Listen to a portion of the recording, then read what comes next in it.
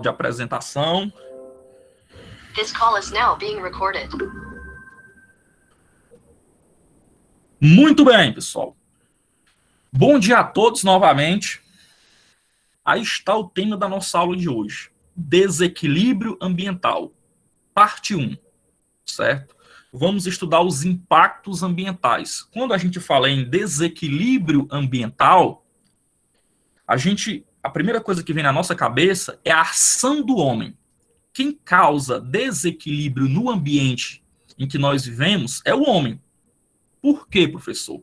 Porque nós temos uma característica única. Pessoal, o ser humano, ele tem a capacidade de pensar, raciocinar. É a única espécie que tem essa característica. Por isso, nós somos a única espécie que consegue modificar, alterar o ambiente em que vive. Aí você se pergunta, professor, por que nós alteramos o ambiente em que nós vivemos? Para ter conforto. Então, o homem ele usa a sua capacidade de raciocinar, que é única, para alterar o ambiente em que ele vive e ter conforto. Isso é bom, só que tem as consequências. O homem está destruindo o planeta Terra, pessoal, literalmente.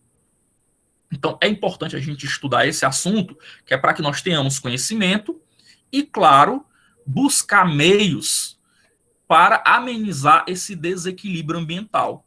É possível você acabar com o desequilíbrio ambiental? Não.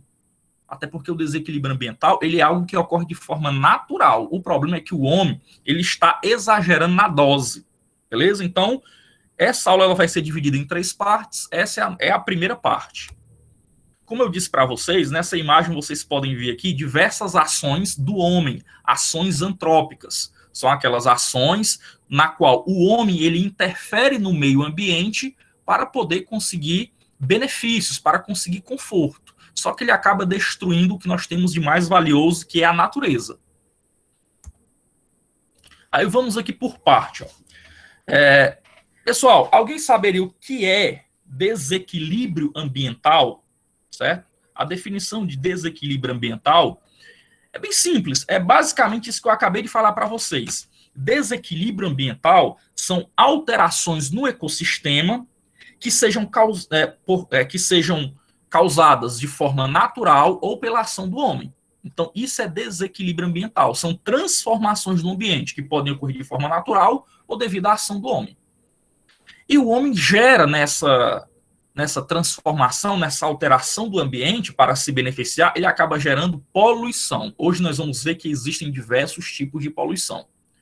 Mas o que seria poluição, pessoal? A poluição é qualquer atividade humana que afete as características químicas e físicas do ambiente, certo? Aí aqui nesse slide vocês podem ver que tem a diferença entre contaminação e poluição. Deixa eu fazer aqui a leitura rápida para vocês. Contaminação. A contaminação é a presença no ambiente de seres patogênicos. Professor, o que são seres patogênicos? São seres que causam doenças, como, por exemplo, vírus, bactérias, protozoários. Então, a contaminação é a presença no ambiente de seres patogênicos, causadores de doença, ou substâncias em concentrações nocivas ao ser humano. Ok? Então, isso é contaminação. A contaminação ela pode ser provocada por seres vivos, seres patogênicos, mas a contaminação ela também pode ser causada pela concentração de substâncias tóxicas ao ser humano. Já a poluição ela é um pouquinho diferente. A poluição ela é muito parecido com a definição que eu acabei de dar para vocês sobre desequilíbrio ambiental. Poluição, pessoal, é uma alteração, é uma transformação ecológica. Ou seja, é uma alteração na relação entre os seres vivos. Lembra que eu falei para vocês? Os seres vivos, eles se relacionam entre si. Lembra lá que a gente estudou as relações ecológicas? Os seres vivos, eles se relacionam entre si, porém, nós também nos relacionamos com o meio ambiente. Então, quando você tem uma alteração ecológica, uma alteração na relação entre os seres vivos, provocada pelo ser humano, que seja prejudicial, direto ou indiretamente, isso acaba prejudicando o nosso bem-estar, certo? Trazendo danos aos recursos naturais, como água, solo, enfim. Aqui, esse slide aqui ele é muito importante, pessoal. Aqui tem um ponto chave na questão do desequilíbrio ambiental que muitas vezes passa desapercebido. Vamos lá. Poluição é a liberação de radiações, vibrações, ruídos e substâncias ou agentes contaminantes em um ambiente, prejudicando os ecossistemas biológicos e os seres vivos. Muito bem. Pessoal, vamos lá, ó. Fatores causadores. O homem sempre interferiu. O homem, a Mirla está falando aqui da questão do desmatamento. O desmatamento, pessoal, eu vou trabalhar com vocês na próxima aula, mas é sim um tipo de desequilíbrio ambiental. É sim uma ação antrópica. Né? O homem desmata para conseguir recursos, né? Para ter uma área limpa e conseguir plantar, enfim. Pessoal, como eu estava dizendo, o homem ele sempre interferiu na natureza. Sempre. O homem sempre interferiu na natureza para poder se beneficiar. O problema começou a aumentar a partir do século XVIII, meados do século XVIII. Professor, o que foi que aconteceu em meados do século XVIII? Para ser mais preciso, 1760. Em 1760, pessoal, iniciou-se na Inglaterra o processo de Revolução Industrial. Então, a partir da Revolução Industrial, o homem ele passou a, como eu poderia dizer para vocês, ele passou a danificar mais o ambiente, porque ele começou a produzir em larga escala. E para produzir em larga escala, devido à industrialização, ele teve que desmatar mais, fazer mais queimadas, tirar mais recursos naturais, ele começou a destruir mais a natureza. Então, a Revolução Industrial, que é um ponto positivo, certo? É algo bom, porque trouxe muitas inovações. A Revolução Industrial ela também marca o início dessa era de desequilíbrio ambiental desenfreado causado pelo homem. Outro ponto também que eu acho extremamente importante. Então, assim, não me levem a mal, pessoal. Tem um cara chamado Malthus. Vocês já devem ter estudado ele em geografia. Malthus. Ele dizia que enquanto a produção de alimentos, ela crescia em uma PA, a população humana iria crescer em uma PG. Ou seja, segundo Malthus, em algum momento ia faltar alimento. Porque todo mundo sabe que PA, por exemplo, uma PA de razão 2 seria 2, 4, 6, 8, 10. Agora, uma PG de razão 2 seria 2, 4, 8, 16, 32. Então, como a população de seres humanos ela iria aumentar mais do que a produção de alimentos, segundo ele, isso iria causar sérios problemas, uma guerra, por exemplo, porque ia faltar alimento para a população. Ele errou, sabe por que ele errou? Ele errou porque nós, seres humanos, devido aos avanços tecnológicos, nós conseguimos produzir cada vez mais alimentos.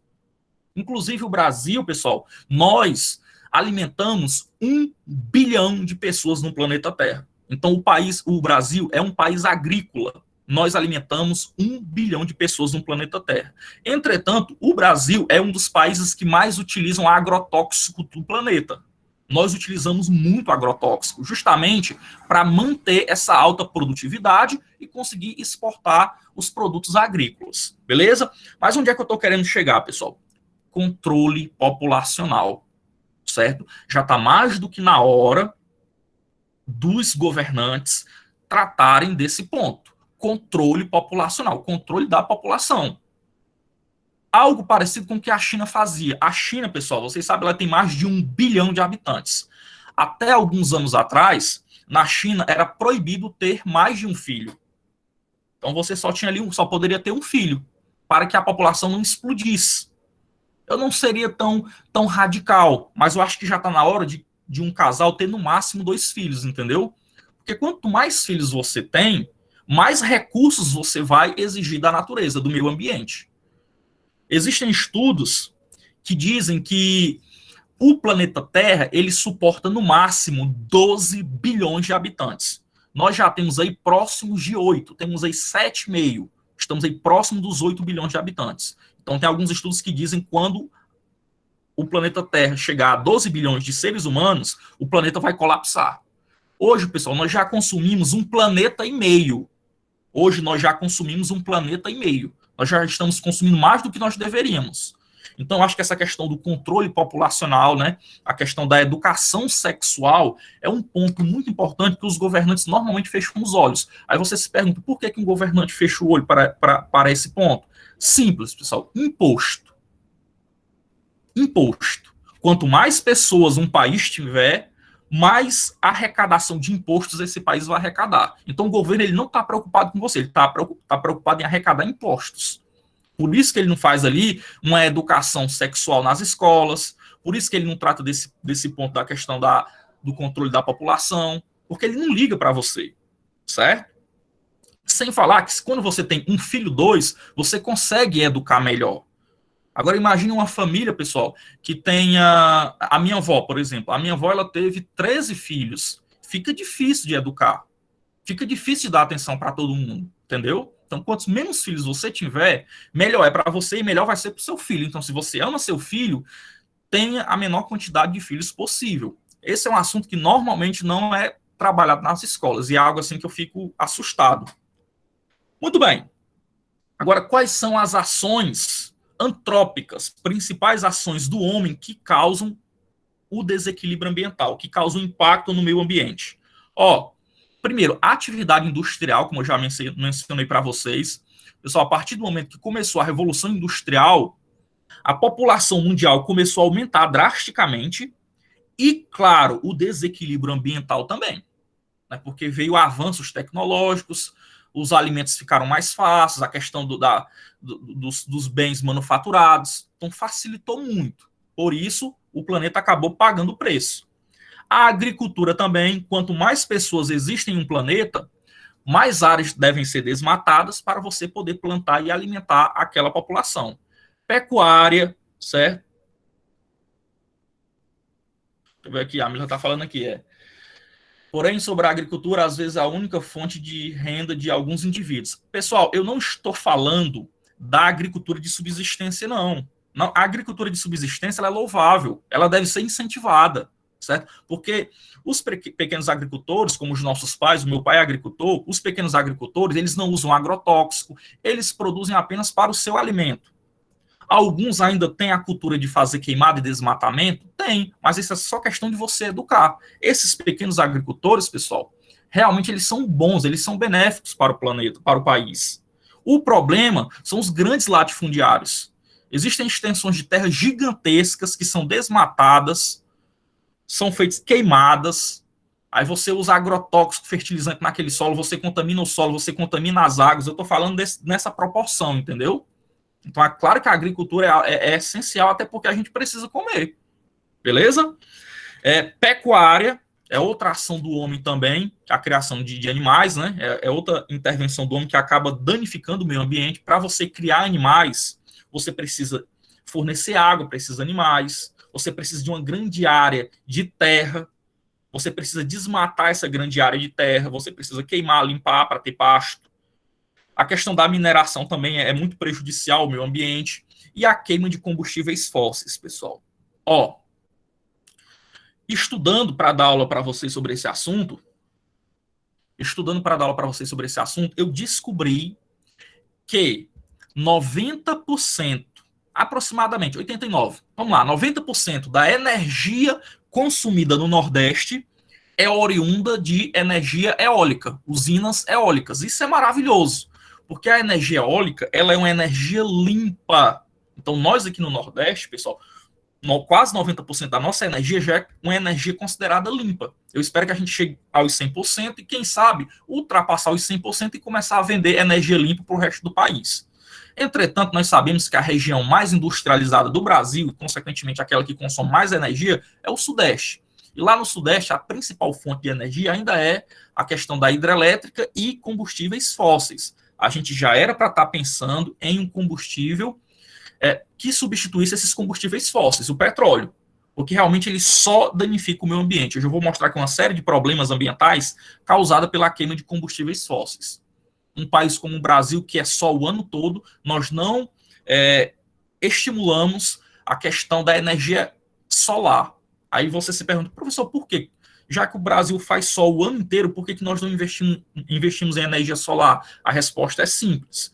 O lobby das grandes empresas que vendem petróleo, as grandes petrolíferas. Essas empresas, elas fazem um lobby gigantesco entre os políticos para que o nosso país não tenha essa fonte de energia renovável e limpa, que é a energia solar.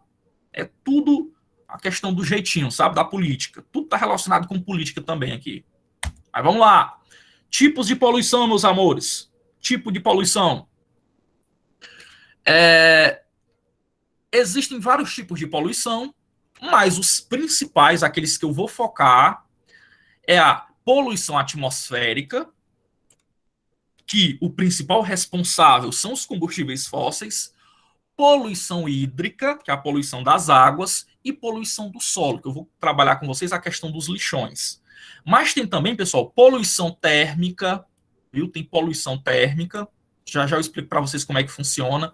Existe a poluição sonora, tem a poluição visual, tem da poluição radioativa, né? A questão da radiação. Agora vamos iniciar aqui pela poluição atmosférica. Eu coloquei para vocês nesse gráfico os principais gases poluentes. Os principais gases poluentes. Vamos lá. 66% dos gases poluentes, 66% é o monóxido de carbono. Então, quando as indústrias, os automóveis estão queimando ali petróleo, combustíveis fósseis, elas vão liberar principalmente monóxido de carbono, 66%. 15,6% é hidrocarbonetos. 14,4% é óxidos de nitrogênio, juntamente com os óxidos de enxofre, que representam 1,5%, eles são extremamente importantes. Já já vocês vão entender por quê. Esses dois gases, pessoal, poluentes, óxido de nitrogênio e óxido de enxofre, eles são extremamente importantes porque, além de poluir o ar, eles são responsáveis pelas chuvas ácidas, que é um fenômeno relativamente comum no Brasil, ok? É mais comum em países que são mais poluídos. Por exemplo, a China. A China é um dos países mais poluídos do mundo. Então, as chuvas ácidas na China, ela é mais comum do que aqui no Brasil. Mas nós temos aqui também no Brasil, ok? E temos aqui 2,5% de material particulado. Só aí aqui tem um detalhamento de cada um desses gases. Eu não vou ler isso para vocês, que é para a gente ganhar tempo. Beleza? Aí tem você depois lê aí na sua casa com calma. Poluição atmosférica. Eu falo um pouquinho sobre o monóxido de carbono, falo um pouquinho sobre o dióxido de enxofre, as características desses gases. O dióxido de nitrogênio. Agora chegou onde eu queria, pessoal. Chuvas ácidas. Vamos lá. Aqui, ó. Chuvas ácidas. Deixa eu fazer aqui um resumo aqui para vocês nessa imagem. Pessoal, aqui você tem, ó, uma área, uma cidade, né? Uma área industrializada do seu lado direito. Claro, em uma cidade você vai ter uma queima muito grande de combustíveis fósseis. Em uma cidade, você vai usar combustíveis fósseis nas indústrias, você vai usar combustíveis fósseis nos automóveis. Então, há uma queima muito grande nos centros urbanos de combustíveis fósseis, né? Gasolina, diesel, petróleo, enfim. Pessoal, quando você queima combustíveis fósseis, por isso que a gente tem que achar uma fonte de energia substituta. Quando você queima combustíveis fósseis, petróleo, você libera no ambiente diversos gases. Dentre esses gases, você libera óxido de nitrogênio e óxido de enxofre. E aí, professor, esse óxido de nitrogênio e esse óxido de enxofre, que é liberado devido à queima de combustíveis fósseis, eles reagem com o vapor d'água, como vocês podem observar aqui, ó, tem uma nuvem. Aqui, vapor d'água. Eles reagem com o vapor d'água, pessoal, uma reação química. Isso aqui você estuda também em química, certo? É um assunto interdisciplinar. Então, esses óxidos, eles vão reagir com o vapor d'água e vão produzir o ácido nítrico e o ácido sulfúrico. São dois ácidos, pessoal, que vão produzir a chuva ácida. Aí, para você ter uma ideia, a água tem pH neutro, é 7. Vocês sabem, o pH da água é neutro, 7. Quando chove aqui na nossa região, uma chuva normal, o pH de uma chuva é ligeiramente ácido. Se tu pegar a água da chuva, vai estar ali 5,6, 5,7 o pH dessa água. Por que, professor, que o pH da água da chuva é ligeiramente ácido? Por causa do gás carbônico. O vapor d'água reage com gás carbônico, que está na atmosfera, que é liberado também devido à queima de combustíveis fósseis, e aí a água fica ligeiramente ácida. Só que, quando se libera óxido de nitrogênio e óxido de enxofre, e eles reagem com o vapor d'água, pessoal, a chuva fica muito ácida. Ela chega a ter pH 2.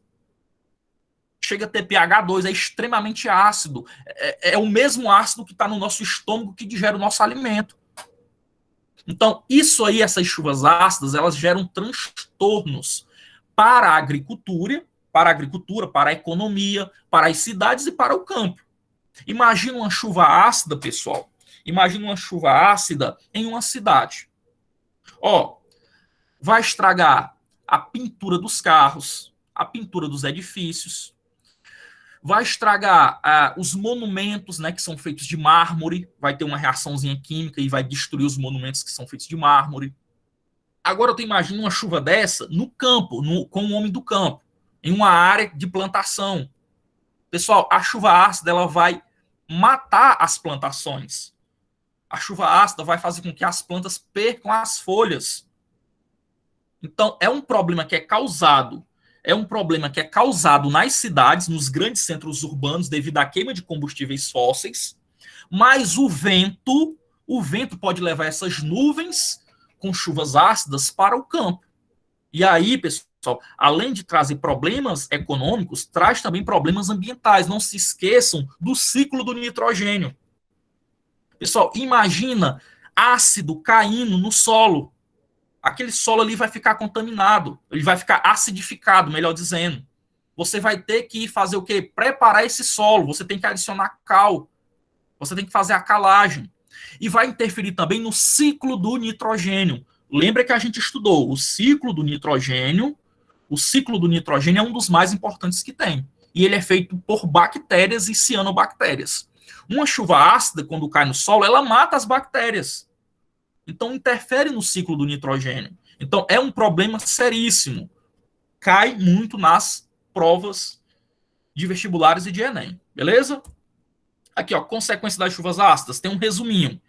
Diminuição do pH em ambientes aquáticos. Lembrando, pessoal, quando o pH diminui, quer dizer que fica ácido. Ó, 7 é neutro. De 7 até 1 é ácido. De 7 até 14, de 7 até 14 é básico. Então, quando eu digo que o pH diminuiu, eu estou dizendo que ficou ácido. Então, consequência de uma chuva ácida, diminuição do pH em ambientes aquáticos, então a água vai ficar ácida. Isso pode trazer problemas para os ambientes, para os seres vivos que vivem, por exemplo, no mar. Uma água do mar ácida, pessoal, impede que os animais, eles produzam as suas conchas, por exemplo, porque concha é feito de carbonato de cálcio. Então, o ácido reage com carbonato de cálcio e os animais não conseguem produzir sua concha. Então, tem sérios problemas ambientais por trás disso. Outra consequência das chuvas ácidas, inibe o crescimento do fitoplâncton, prejudicando a cadeia alimentar. Então, as chuvas ácidas ela vai matar o fitoplâncton, e o fitoplâncton, em um ambiente aquático, ele é a base da cadeia alimentar. Menos fitoplâncton vai ter uma reação em cadeia. Os outros animais também vão diminuir sua população. Diminuição da biodiversidade, lesões na superfície foliar de plantas, né? A chuva ácida vai corroer as folhinhas, elas vão cair. Interferência no transporte da seiva bruta das raízes. Então, até as plantas, né? A questão de transporte de seiva bruta e seiva elaborada interfere. A questão da acidez. Destruição de bactérias e fungos simbiontes, questão do ciclo do nitrogênio, prejudica a saúde humana, pode trazer doenças. Então, chuva ácida já foi. Inversão térmica, muito bacana isso aqui, pessoal. A inversão térmica, ela é algo natural. Deixa eu ler aqui para vocês, ó. Inversão térmica. As camadas de ar mais baixas são normalmente mais quentes, pois absorvem calor irradiado pela superfície terrestre. Pessoal, imagine o seguinte. Lembrando, primeiro ponto, inversão térmica é algo natural. Então, a inversão térmica, ela ocorre naturalmente no meio ambiente, certo? Só que ela vai gerar um probleminha que eu vou mostrar para vocês qual é. Em dias quentes, no verão, certo? Em dias quentes, o que acontece? A superfície, ela absorve calor, né? O sol bate na superfície, a superfície absorve calor, o ar que está em contato com essa superfície aquece. Todo mundo sabe que o ar quente, o ar aquecido, ele é menos denso. Então, esse ar quente que entra em contato com a superfície, ele sobe. Isso é inversão térmica. Pessoal, é algo importantíssimo, principalmente em áreas industrializadas. Por quê, professor? Porque imagina, ó, aqui o sol, né?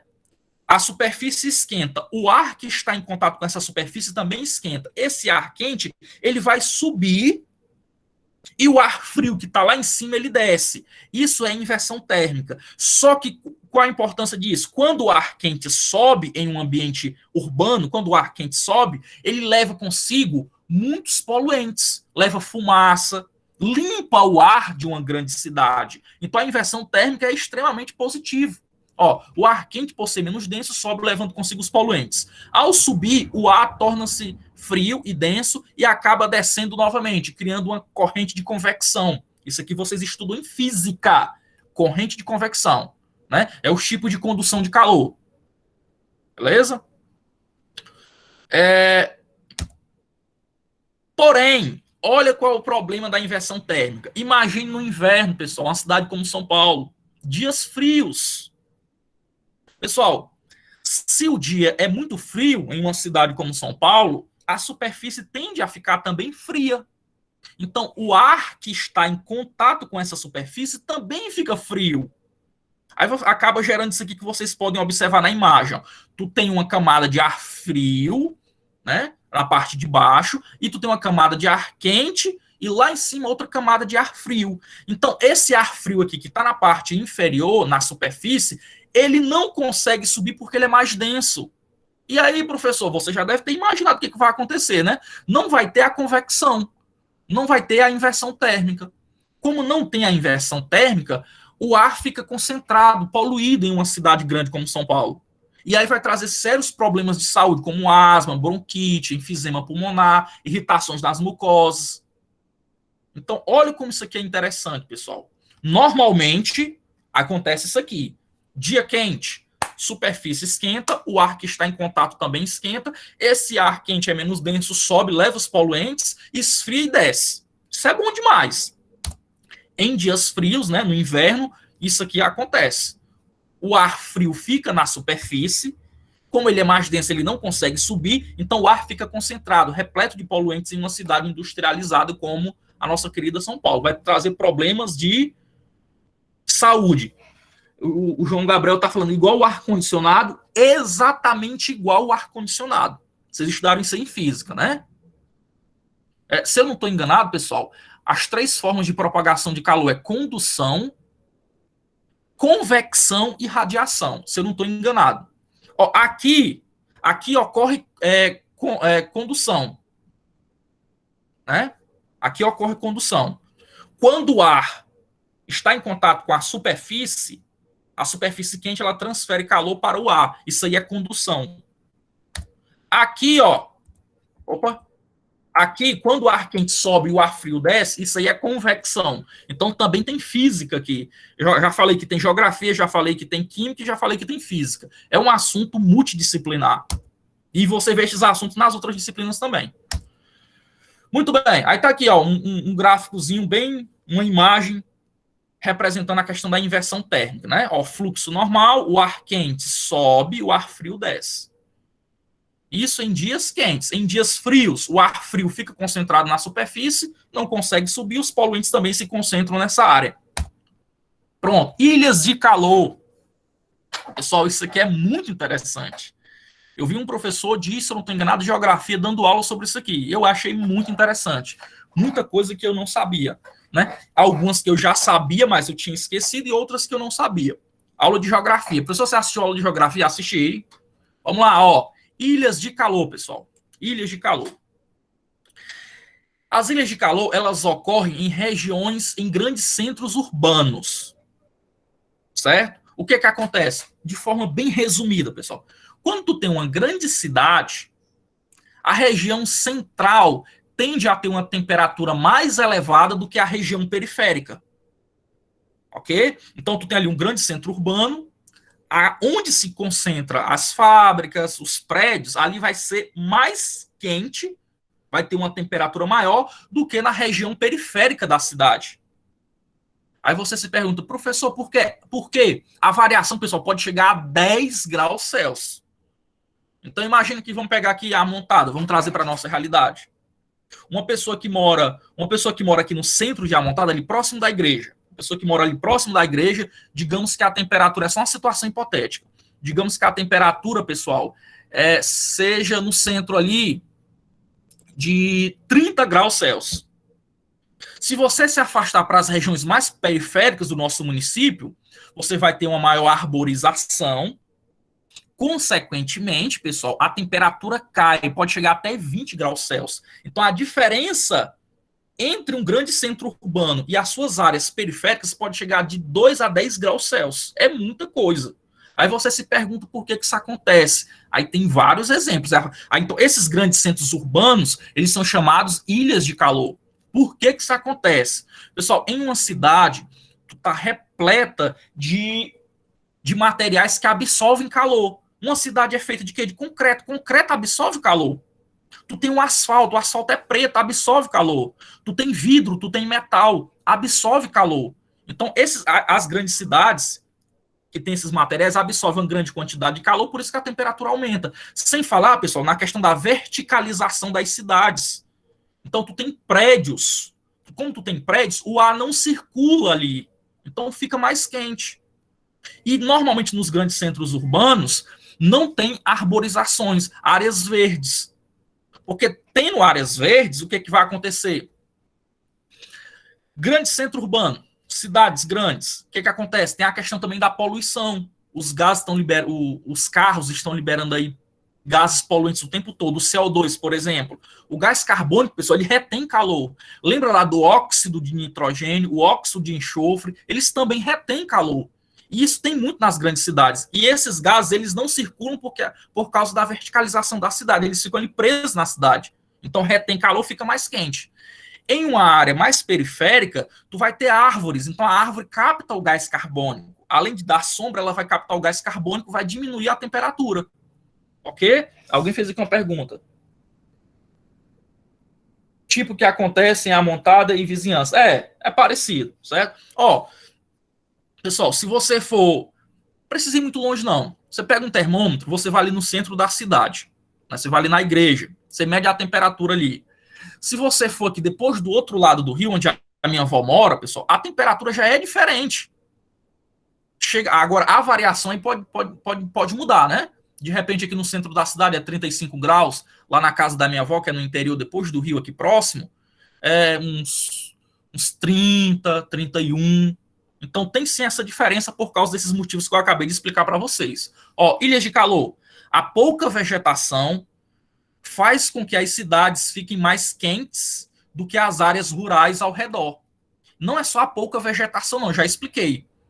A questão do material que as grandes cidades são feitas, o concreto, o metal, o vidro, a questão do asfalto, que absorve calor, tem a questão de não circular por causa da verticalização, tem a questão dos poluentes que absorvem calor, ok? Aí tem uma coisa que o professor de geografia falou, que eu não vou falar aqui para vocês, porque vai pegar muito tempo e a gente já está atrasado. Que é a questão, pessoal, da diferença de pressão. A pressão nessas áreas rurais, no entorno da cidade, a pressão é maior. E nos grandes centros urbanos, a pressão é menor. Então, qual é a tendência? A tendência é que o vento é o ar em movimento. A tendência sempre é isso, a gente aprende em geografia. A gente aprende que o ar se desloca do local de maior pressão para o de menor pressão, para poder equilibrar. Então, vai ter uma grande quantidade de ventos nessa direção, pessoal. Ventos das áreas rurais para os grandes centros urbanos. E aí, professor? Vai levar as chuvas. Então, é muito comum chover muito nas grandes cidades e nas áreas no entorno dessas grandes cidades, que é onde ficam as represas, os grandes reservatórios de água, não chover nada. Por exemplo, São Paulo. São Paulo sofre muito com isso. Chove muito na cidade de São Paulo e na área que fica no entorno de São Paulo, que é onde estão os reservatórios, não chove nada por causa dessa diferença de pressão. Beleza? Isso aqui, o efeito estufa já é algo bem batido, mas vamos lá. O efeito estufa também é algo natural. É igual a inversão térmica. O efeito estufa é importante para aumentar a temperatura do nosso planeta. Pessoal, se não tivesse efeito estufa, a variação de temperatura no nosso planeta seria muito grande. Como assim, professor? Seria igual em Marte. Por exemplo, Marte, durante o dia, Marte pode chegar a ter 20 graus Celsius. E à noite, a temperatura de Marte cai para menos 135 graus Celsius. Então, por que tem essa variação de temperatura em Marte? Porque em Marte não tem atmosfera, não tem os gases que fazem o efeito estufa. Então, o efeito estufa ele é bom porque ele mantém a nossa temperatura mais ou menos constante. Ele mantém o nosso planeta aquecido. E isso possibilitou o surgimento da vida. Ok? Então, vamos lá. Ó. Efeito estufa. Da radiação solar que chega à Terra, parte é refletida pelas nuvens e pela superfície terrestre, enquanto outra parte é absorvida. Então, quando eu falo em efeito estufa, eu estou falando de radiação infravermelho. Então, parte dela é refletida, mas parte é absorvida principalmente pelos gases. Quais são os principais gases que absorvem calor, pessoal, que faz com que o nosso planeta seja quentinho? Os principais gases que absorvem calor é o gás carbônico. Por isso que você não pode aumentar a concentração desses gases. Eles já existem na atmosfera, em uma concentração ideal. Então o planeta fica aquecido. Se tu aumenta a quantidade desses gases, eles vão absorver mais calor e o planeta fica mais quente. Então o efeito estufa gera outro problema, que é o aquecimento global. Então vamos lá. O principal gás causador do efeito estufa é o gás carbônico. Ele é o principal porque ele está em maior quantidade. Porém, aquele que causa maior efeito, maior absorção de calor é o metano. O metano, pessoal, que é liberado, a gente, o metano é liberado no pum das vacas, não é só isso, não. O metano ele é liberado no arroto das vacas, dos ruminantes, melhor dizendo. O metano também é liberado na decomposição de matéria orgânica, principalmente durante a respiração anaeróbica. Sempre que você tem respiração anaeróbica, ocorre a liberação de metano. Tem também o dióxido de nitrogênio, ele retém calor, que é um gás que é liberado durante a queima de combustíveis fósseis. Então, esses são os principais gases que causam o efeito estufa. Se tu aumenta a concentração desses gases na atmosfera, é evidente que a temperatura vai aumentar. Beleza? Então, como eu falei, é um fenômeno natural. Aqui tem uma imagenzinha mostrando. Ó, acredita-se que com a emissão crescente de gás carbônico proveniente da queima de combustíveis fósseis, de novo, esteja ocorrendo uma intensificação do efeito estufa. Então, o planeta está aquecendo, aquecimento global. Professor, qual é o problema do aquecimento global? Pessoal, a temperatura do planeta Terra, nos últimos 50 anos, ela já aumentou 1 grau Celsius. E estima-se que nos próximos anos ela vai aumentar até 2 graus Celsius. Quando tu aumenta a temperatura do planeta, o que vai acontecer? Primeiro, tu vai ter lá o degelo das calotas polares, vai derreter as calotas polares, pode aumentar o nível do mar. O que mais, professor, que o aquecimento global pode provocar? Tem algumas espécies que são muito sensíveis à variação de temperatura, pessoal. Tem espécies que, se tu aumentar 1 grau Celsius, ela não consegue sobreviver. Então, tem alguns animais que são muito sensíveis a essa variação. Então, pode gerar uma extinção em massa. Ok? Aqui, ó, poluição atmosférica, aumento do efeito estufa, concentração de gás carbônico na atmosfera. Antes da Revolução Industrial, olha aqui quanto é que era. Agora, após a Revolução Industrial, olha como aumentou consideravelmente, um aumento de 38%. O gás metano, liberado num processo de decomposição da matéria orgânica, fontes de emissão de metano, pântanos, agricultura, pecuária. O gás metano, hoje em dia, pessoal, ele é liberado principalmente através dos animais, dos animais ruminantes, né, através da pecuária, e também através dos lixões. Nos lixões, pessoal, tu enterra ali o lixo, né, a matéria orgânica, e tu vai ter decomposição anaeróbica. Sempre que tu tem decomposição anaeróbica, libera metano para a atmosfera. É tanto que hoje eles não fazem mais isso, mas antigamente era muito comum Em lixões, eles aterravam, né? Eles construíam casas habitacionais nos lixões. E, vez ou outra, ocorriam explosões. Então, estavam lá na casa, né? Morando num prédio lá feito em um lixão. E do nada ocorreu uma explosão, porque o lixão ali que estava embaixo, ele liberava metano e poderia ocorrer explosões. Aqui é o protocolo de Kyoto, vou dar uma pulada, depois vocês leem com calma. Né? É um protocolo que tinha como objetivo amenizar, diminuir a emissão de gases poluentes. Ocorreu em 97. Destruição da camada de ozônio, pessoal, é algo também que é muito falado, né? Vamos lá. Vamos lá. O gás ozônio é o O3. Cuidado, pessoal. O ozônio ele é tóxico para a gente. Nós respiramos O2. Nós utilizamos o oxigênio para respirar. O2. O O3 ele é tóxico, ele é prejudicial para a nossa saúde. Só que o ozônio, quando ele fica lá na estratosfera, ele fica ali em uma zona de 12 mil quilômetros a 50 mil quilômetros. A camada de ozônio fica entre 12 e 50 mil quilômetros de altitude. Então, nesse local, o ozônio ele é extremamente importante. Por que ele é extremamente importante? Porque ele filtra a radiação solar. Pessoal, o Sol, né, eu falei da questão da radiação infravermelha aqui, ó. Radiação infravermelha, efeito estufa, radiação infravermelha, calor. Quando eu falo da camada de ozônio, eu estou falando da radiação ultravioleta, radiação UV. A radiação ultravioleta, ela é danosa para os seres vivos. Se não tivesse a camada de ozônio, com certeza não existiria vida no planeta Terra. Por quê, professor? Por causa da radiação UV. A radiação UV, pessoal, ela provoca, câncer, ela provoca mutações, ela provoca envelhecimento precoce, ela provoca problemas de visão. Então, a radiação ultravioleta ela é extremamente danosa para os seres vivos. Então, nós temos a camada de ozônio que nos protege dessa radiação. A luz do sol vem e bate na camada de ozônio e a camada de ozônio filtra a radiação UV. Passa, mas em pequena quantidade, que nós conseguimos suportar. Então, durante muito tempo se falou da destruição da camada de ozônio. Então, se tu não tiver a camada de ozônio, a radiação passa e os seres vivos vão ser atingidos de cheio. Muito tempo se falou da destruição da camada de ozônio. Qual era o motivo, professor? O principal motivo era o uso do gás CFC. São os gases clorofluorcarboneto. Então, em refrigeradores, pessoal, nós utilizávamos em placas de refrigeradores esses gases. E também em sprays aerosóis. E esse gás, ele destruía a camada de ozônio. Então, foi feito um acordo entre todos os países do mundo para eliminar o uso do CFC, gás clorofluorcarboneto. Então, esse gás, ele fazia uma reação química com o ozônio, o O3, e destruía o ozônio. E a radiação passava. E surgiu o famoso buraco na camada de ozônio. Hoje, já está tudo sob controle, felizmente. Então, é um problema ambiental que nós conseguimos resolver com uma medida simples.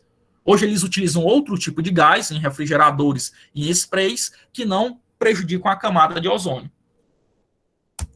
Pessoal, qualquer dúvida, pode falar aí, viu?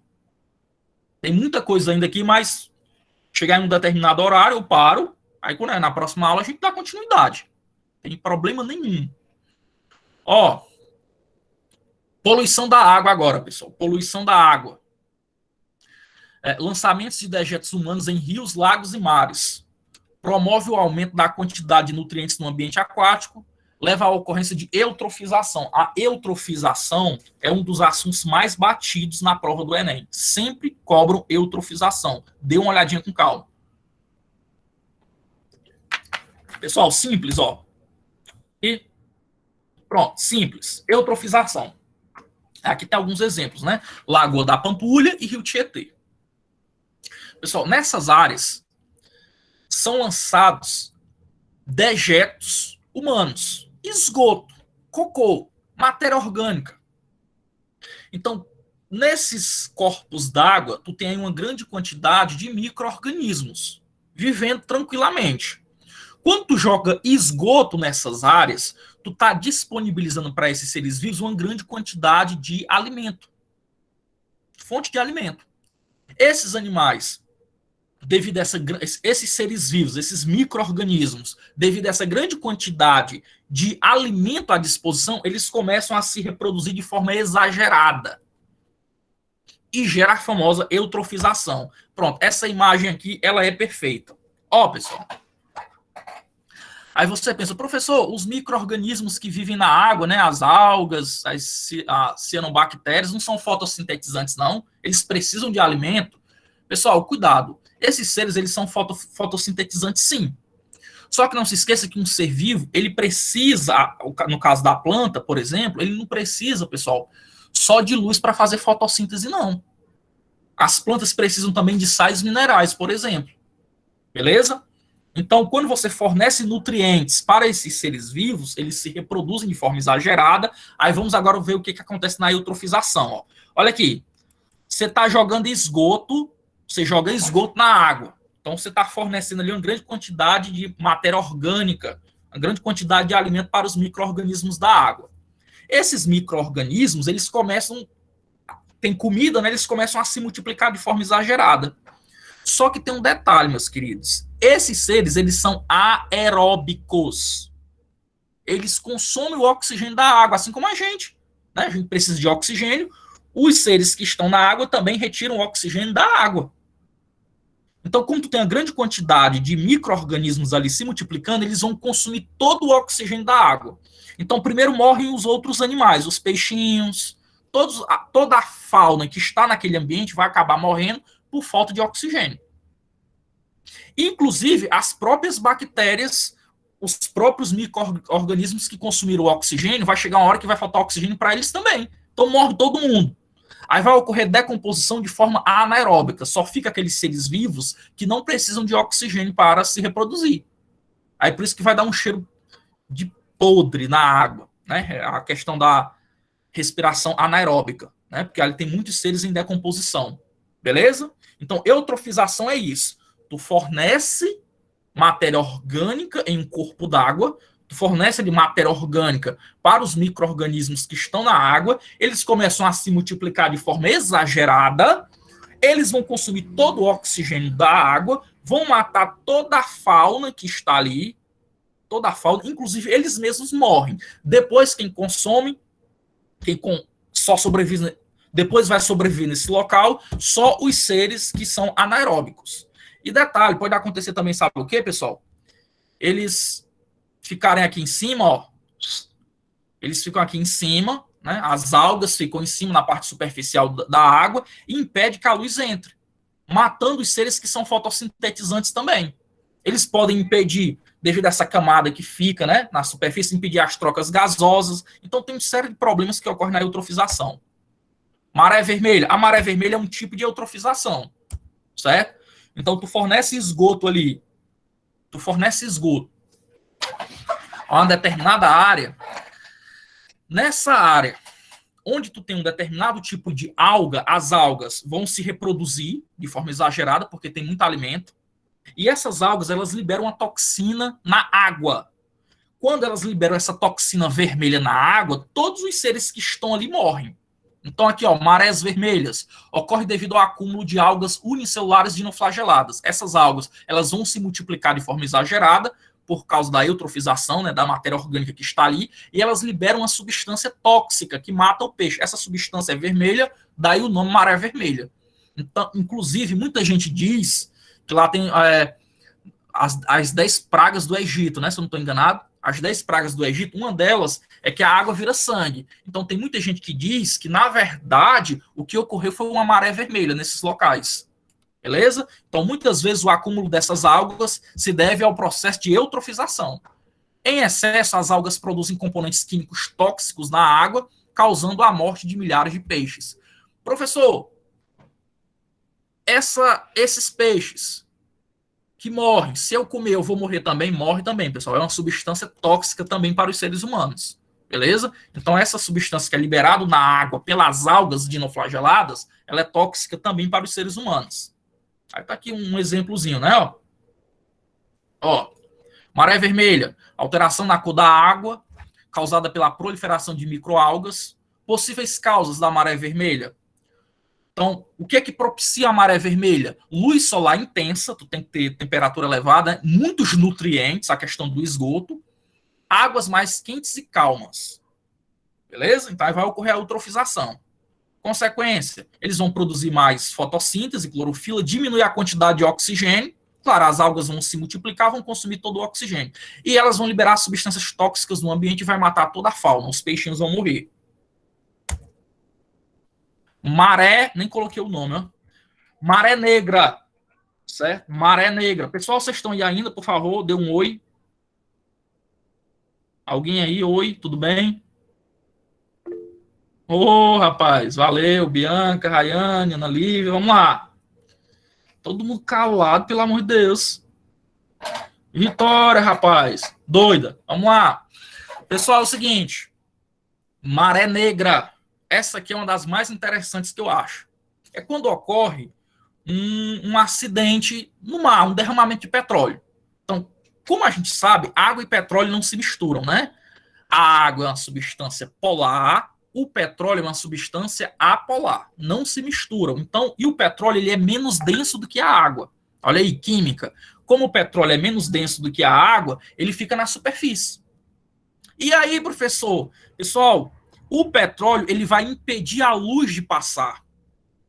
Como ele impede a luz de passar, os seres fotossintetizantes do fitoplâncton vão morrer. Sem luz, como é que vai fazer fotossíntese? Morre. Quando os seres do fitoplâncton morrem, vai gerar uma reação em cadeia. Todos os seres que dependem do fitoplâncton para se alimentar também vão morrer. E os peixes maiores que comiam aqueles peixinhos que se alimentavam do fitoplâncton também vão morrer. Então, esse é um problema sério. Outro problema sério aqui, pessoal, é que mata os peixes por intoxicação. O peixinho, como é que ele respira? Ele engole a água passa pelas brânquias, ele retira o oxigênio da água e libera a água pelo opérculo. Só que quando tem petróleo, o petróleo, ao entrar, o petróleo vai matar ele por asfixia. Beleza? Muito bem. Outro problema que acontece, que é muito comum também, é evitar as trocas gasosas. Então, é importante, pessoal, que a água ela esteja em contato com o ar para que a água seja oxigenada. Então, se tu tem ali uma espécie de lona sobre a água, tu evita essas trocas gasosas, tu impede essas trocas gasosas. As avezinhas, aquelas aves, as cores mais lindas do mundo. As aves, pessoal, vocês já devem ter visto. A ave, ela mergulha no mar, eu acho aquilo ali incrível. As aves, elas mergulham no mar, pescam e saem nadando bem chutinha. Vocês já se perguntaram por que as aves elas não ficam encharcadas com água? Vocês já se perguntaram?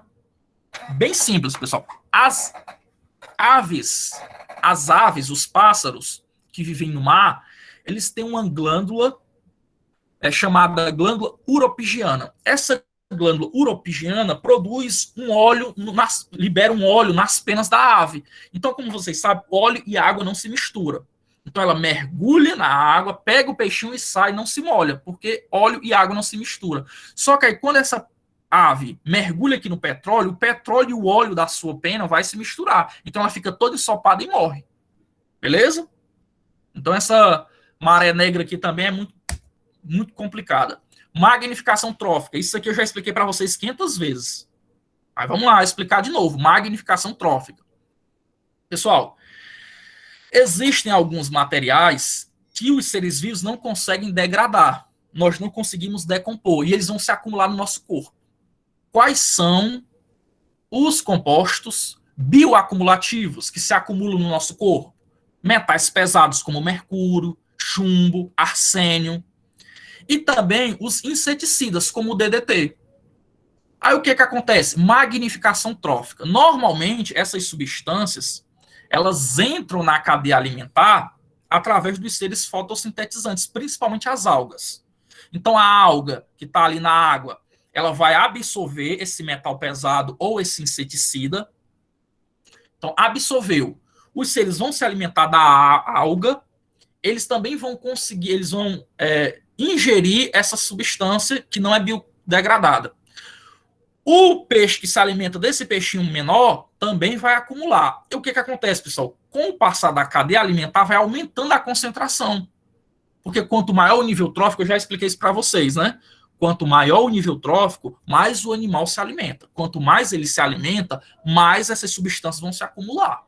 Então, quem está no topo de cadeia é mais prejudicado pela magnificação trófica. Beleza? Então, não se esqueça, magnificação trófica é a concentração de substâncias não biodegradáveis no corpo dos seres vivos ao longo de uma cadeia alimentar. Aqui, ó, pronto, aqui tem um exemplo que eu falei, ó. Tu tem aqui toxinas como metais pesados ou agrotóxicos. As algas absorvem. O zooplâncton se alimenta das algas. Então, a concentração do zooplâncton vai ser maior. Por quê? Porque o zooplâncton ele não vai consumir só uma alga, não. O zooplâncton ele vai consumir várias algas. Então, a concentração dessa substância vai ser maior. Aí vem um peixinho pequeno e se alimenta do zooplâncton. Mesmo raciocínio. Ele vai se alimentar de vários zooplânctons. Então, a concentração aumenta. O peixe maior, como o peixinho menor, aumenta ainda mais. E o humano, ó, pessoal, nós somos topo de cadeia alimentar. Então, a magnificação trófica em nós ela é mais severa. Ok? Bioacumulação. Aí, pessoal, é só uma diferenciaçãozinha aqui, que de repente pode aparecer, né? Ó, uma coisa é biomagnificação ou bioacumulação. Ó, bioacumulação ou biomagnificação é o mesmo. Magnificação trófica é outra coisa, só que elas estão relacionadas. Aí a galera confunde. Então, deixa eu só coloquei para diferenciar aqui, ó. Bioacumulação ou biomagnificação é quando tu tem uma substância não biodegradável acumulada no teu corpo. Então, quando tu ingere uma substância não biodegradável e ela se acumula no teu corpo, isso é bioacumulação. Quando tu tem uma substância não biodegradável passando por uma cadeia alimentar, aí é magnificação trófica. Trófica é cadeia alimentar. Beleza? Então, cuidado com essa diferenciaçãozinha. Quando é só um indivíduo, bioacumulação. Quando é uma cadeia, magnificação trófica. Estamos terminando, graças a Deus. Aí tem aqui a questão do solo, né? A contaminação do solo, que eu vou deixar para a próxima aula para a gente trabalhar com mais detalhe, mas vamos lá. A presença no solo de elementos químicos em excesso, como o lixo, que o homem produz, afeta diretamente os seres vivos e interfere na cadeia alimentar. Origem: agrícola, urbana e mineradora. Agrícola: solo indevido de agrotóxicos e fertilizantes. Técnicas rudimentares de produção. Urbana: aterros e outras instalações de tratamento, que eu vou explicar para vocês na próxima aula. Mineradoras: as mineradoras também elas poluem demais, pessoal. Nós tivemos aqui no Brasil, inclusive, 2 problemas recentes, né? A barragem de Brumadinho e a barragem de Mariana. A questão do aterro sanitário, pessoal, aterro sanitário é algo muito importante. A nossa cidade não tem aterro sanitário. A Montada tem lixão. Inclusive, tem uma lei nacional que já proibiu o uso de lixões. Aí eles deram um prazo para os municípios se adequarem. E até hoje, os municípios não estão se adequando, porque fazer um aterro sanitário custa muito caro, mas é muito importante porque evita a poluição do solo. Pessoal, o lixo, um lixão, ele vai produzir uma substância extremamente poluente. Uma das substâncias mais poluentes que existem é o chorume. O chorume, ele é resultado da decomposição do lixo. Esse chorume, ao entrar em contato com o lençol freático, ele polui a água, polui os nossos reservatórios. Então, nós temos que incentivar e cobrar dos nossos governantes a questão dos aterros sanitários. Porque o aterro sanitário, ele não contamina o solo. Professor, como é que não contamina? Porque eles colocam uma espécie de lona impermeabilizante. Então, o chorume, pessoal, ele não infiltra no solo, ele não atinge os lençóis freáticos. O chorume, ele corre, né? Ele desliza por essa lona e ele é tratado. Você pode utilizar também aterros sanitários como biodecompositores, né? Que você vai utilizar na produção de gás. Pessoal, lixão. Quando você enterra o lixo, vai ter decomposição anaeróbica, né? Porque embaixo da terra não tem oxigênio, tem muito pouco oxigênio. Então vai ter decomposição anaeróbica. Sempre que tem decomposição anaeróbica, libera metano. Só que esse metano ele pode ser coletado se você tiver um aterro sanitário. Então esse esse biogás ele é coletado e ele é utilizado em termoelétricas para produzir energia elétrica. Olha que coisa bacana. Então, por isso que aterro sanitário é muito interessante. Aí, o que, que eu posso fazer para evitar a questão da poluição do solo? Reciclagem do lixo, né? Separar o lixo. Um dos países que mais reciclam no mundo, pessoal, é os Estados Unidos. E pasmem, os Estados Unidos eles conseguem reciclar apenas 10% do seu lixo. Pouco menos de 10%. Então, muita coisa ainda vai para onde não deveria, né? Aí aqui tem a questão da poluição do solo, reciclagem do óleo de cozinha. O óleo de cozinha ele é extremamente poluente também, porque o óleo não se mistura com a água, lembra disso? Ele vai se poluir bastante. E é isso.